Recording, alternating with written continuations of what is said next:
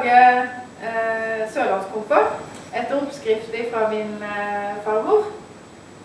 Min mor fikk den av min farmor. Og sånn lærte jeg å lage komper for noen år siden. Jeg trenger en 700-800 gram lettsaltet flesk. Det har jeg her. Kutter det opp i små terninger. Lettsaltet sideflesk kan man bruke. Også kalt stripeflesk tidligere, vet jeg. I hvert fall her på Sørlandet. Kutter opp i små terninger. Gjør det klart. Sånn. Så trenger du en 4 kilo poteter. 5 kilo før de skrelt. Jeg bruker gjerne ostehøvel til å skrelle de, så da går det litt vekk. Kan tørke litt av de. Før en kutter de opp.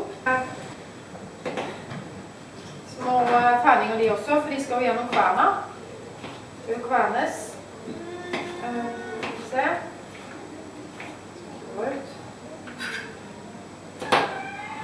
Oppi gryta. Sånn, her har vi altså 4 kilo oppkuttet poteter. 700 gram lettsaltet sideflesk. Så trenger jeg å mose potetene. Da skal de kvernes i kjøttkverna. Som er her. Ja.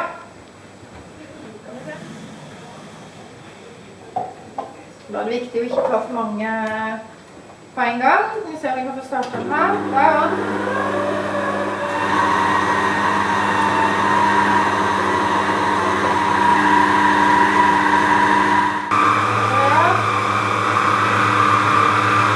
Stopper litt oppover til.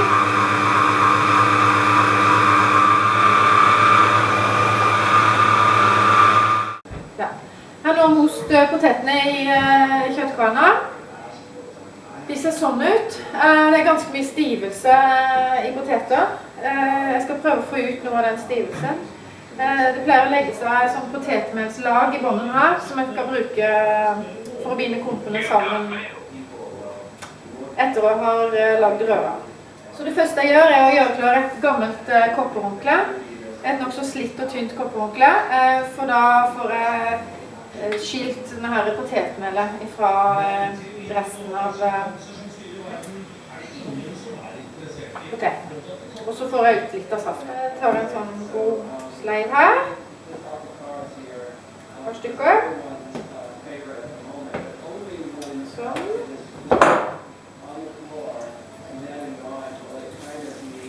Så presser jeg ikke så hardt jeg kan, men ja. Ganske bra. Sånn, og så skal dette nedi her. Og sånn fortsetter jeg til alt brukt opp.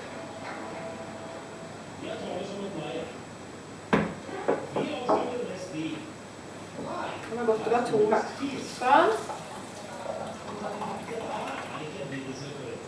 Oppi her. Da vil etter hvert potetmelet legge seg i bånden. Da skal jeg vise etterpå hvordan en bruker det. Jeg har en kjæreste som serverer meg en deilig belgisk surøl mens jeg lager mat, og det er ingenting som er bedre enn det. Da går alt glatt. Skål! Da har jeg laget denne delvis den deigen som altså består av poteter som der vann er tatt ut. Her i bånden, nå skal jeg helle ut denne vannet. Sånn. Der. Det blir noe igjen her.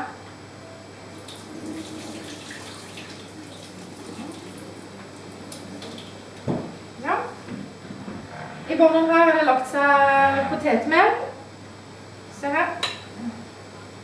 Kan du se? Dette er rent potetmel. Ekte potetmel. Så blander jeg det i deigen her. Det legger seg også i båndet. Det synker ned til båndet. Cirka 2 kopper hvetemel. Ikke krus, men kopper. Jeg tar noe mer nå fordi jeg brukte litt mer poteter. Så kan jeg heller spø på med litt mer etter hvert, men en 2,5. Så trenger jeg litt byggmel. Byggbinder. Binder kompene litt mer sammen i tillegg til potetmelet. Tar en god kopp med byggmel i holdet. Sånn. Så trenger jeg 3 spiseskjeer faktisk med salt. Saltet forsvinner veldig i sånne poteter, selv om jeg har lettsaltet flesk.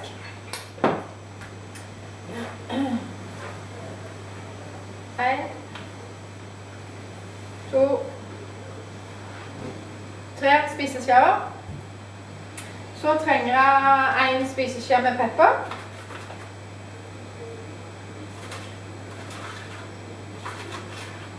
Det var en. Sånn, og så rører jeg alt dette sammen.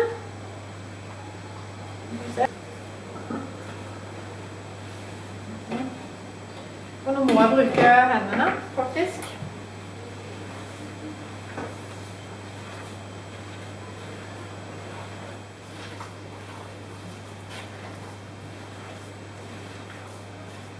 Så må jeg kjenne litt på konsistensen, om jeg føler at den er sånn at den holder seg sammen. Ja. Og den virker ganske bra, synes jeg. Jeg kjenner litt til. Jeg må liksom se at den holder seg greit sammen. Jeg kan ta litt grann mel til.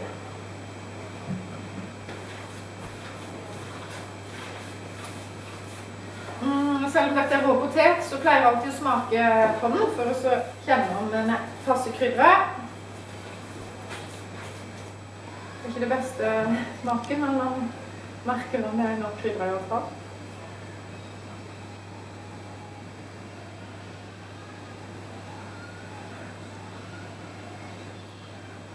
Jeg kan ta litt mer salt i.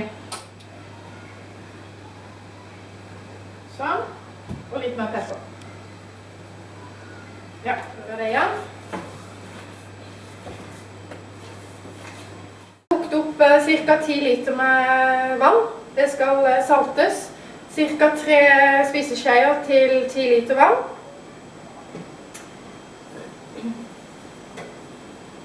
Sånn.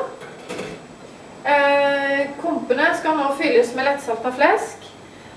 Så skal kompene kokes i ca. en time.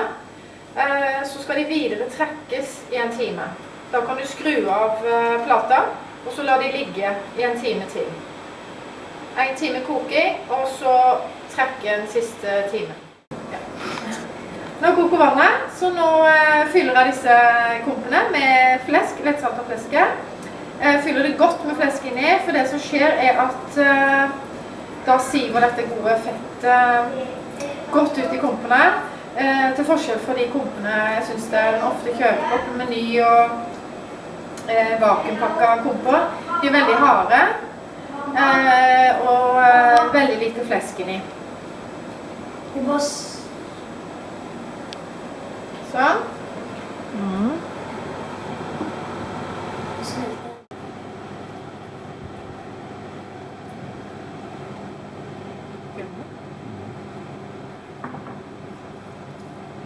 Så er det litt viktig at det småkoker hele tiden.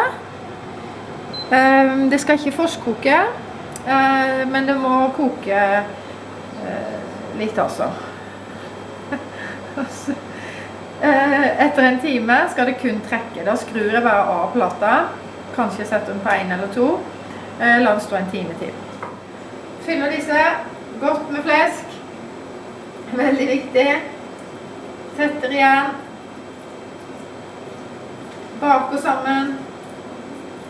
Få den rund og fin. Nede med sleiva. 3-4 kilo poteter. Og da må det være faste poteter, gamle poteter. Kokefaste, gamle poteter på grunn av stivelsen. Du kan ikke bruke nye poteter. 700 gram lettsaltet siflesk. 3 spiseskjeer med salt. 1 spiseskje med pepper. 2 kopper hvetemel og 1 kopp byggemel. Og det er det. Nå har kompene kokt en time, småkokt en time. Nå setter jeg plata ned på 1, og så lar de trekke videre en time. Ja. Nå har kompene stått i kjøleskapet til dagen etter. Det er det aller beste, for da får de satt seg litt, smaker mye bedre dagen etter. Sånn, og den skal den være varm. Jeg serverer kompene med litt tyttebærsyltetøy, eller rørte tyttebær, som jeg har rørt sammen med litt sukker. Sånn, meierismør må det til. Deler den i 2. Sånn. Og så pleier jeg som regel å servere litt